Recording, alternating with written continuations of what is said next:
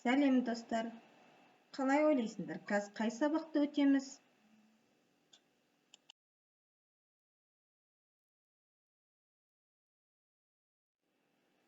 Әрине, қазақ тілі сабағын бастаймыз.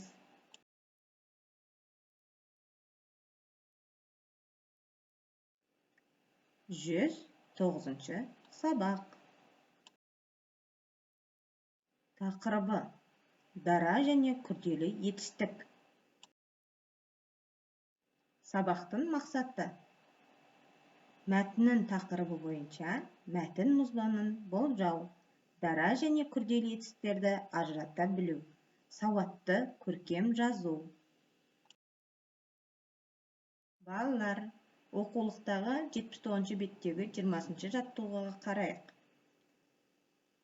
Мысалды оқып, ары қарай не болатын болжа. Тақырыбы: шегіртке мен құмырсқа. Ал суретке мұқият қарап алайық. Бұл жерде ненің суреттерін көріп тұрсыңдар?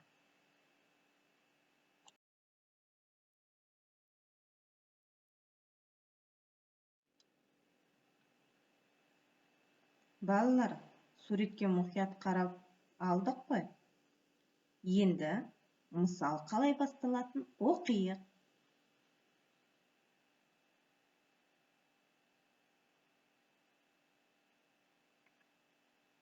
Мысалдың басын оқысақ, ары қарай не істеу керек? Әрине, өзіміз жалғастырамыз.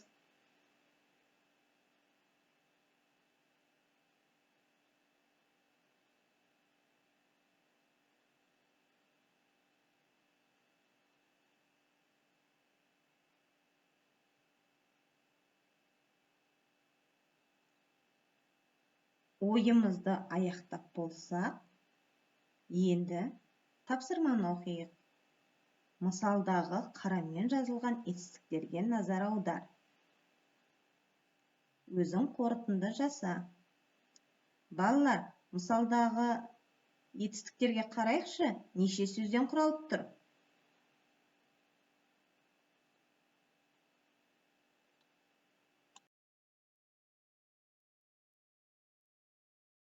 Жаңа ақпарат. Етістік дара және күрделі болып бөлінеді. Дара етістік бір сөзден тұрады. Жазды, көрді, ұшады. Күрделі етістік 2 не 3 сөзден тұрады. Жазып отыр, көріп отыр, ұшып бара жатыр. Сонымен балалар, етістіктің неше түрі болады екен? Қандай? Дара етістік неше сөзден тұрады? Күрделі етістік неше сөзден тұрады?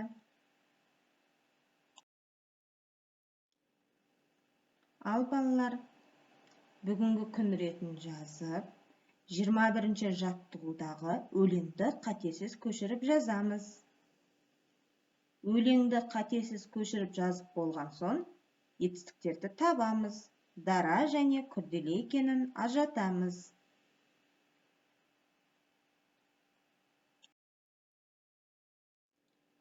Жиырма бірінші жаттығуды аяқтап болған соң, тапсырмаларын толық орындап болған соң, 22-ші жаттығуды қараймыз.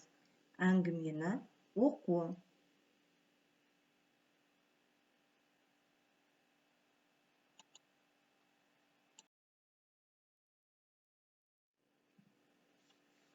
Әңгімені оқып болсақ, әңгімеге құрылған жоспарды жалғастырамыз.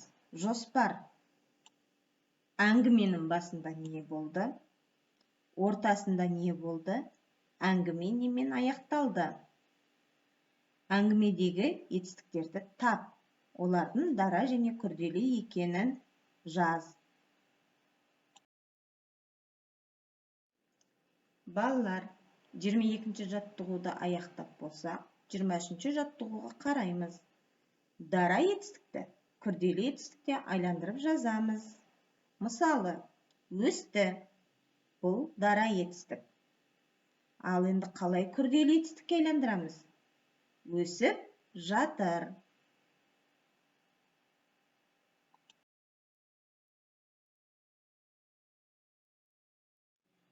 23-ші жаттығуды орындап болсақ, 24-ші жаттығуға қараймыз.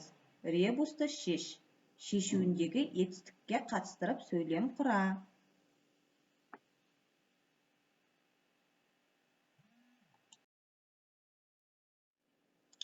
Балалар, осымен қазақ тілі сабағымыз аяқталды. Сіздермен бірге болған бастауыш сынып мұғалімі Нұргүл Сенбек. Сау болыңдар. Назарларыңа рахмет. Келесі кездескенше сау болыңдар.